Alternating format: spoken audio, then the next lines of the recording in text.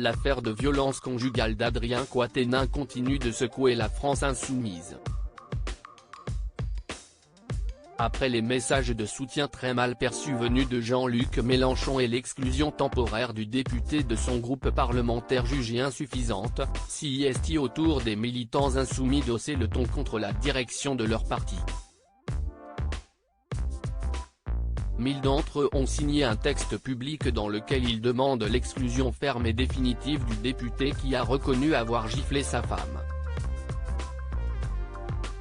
Cette fronde venue du bas est pour le journaliste Jean-Michel Apathy une reconnaissance de ce qu'il avait dénoncé au début de l'affaire, recevant en retour de vives critiques.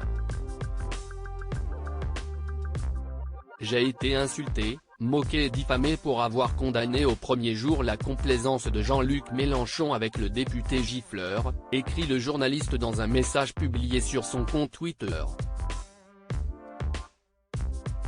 La France insoumise est un bateau ivre, dominé par l'autoritarisme et le copinage. Le contraire de la modernité. Étonnant, non ? Roussel, Le Maire, Bachelot, Presses. Découvrez ces politiques qui ont surpris, ou choqué, en 2022. Quoi dit Jean-Michel Apathy sur Adrien Quatennens ? Au débat du mois d'octobre dernier, lorsque l'affaire Quatennens a explosé, Jean-Michel Apathy s'était notamment agacé d'une surprenante séquence qui avait lieu à l'Assemblée nationale. Aurore Bergé, présidente du groupe Renaissance à l'Assemblée nationale, avait pris la parole dans l'hémicycle sur cette affaire et la réaction de la France insoumise.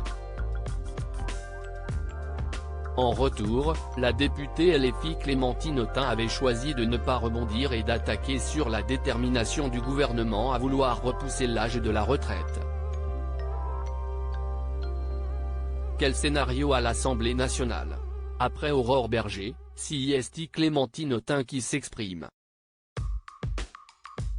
On l'attend sur la gifle d'Adrien Quatennens, elle parle de la retraite, avait alors dénoncé Jean-Michel Apathy sur son compte Twitter. Elle n'assume pas la défense du gifleur.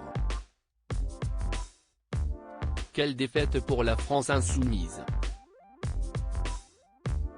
Crédit photo, Cédric Perrin.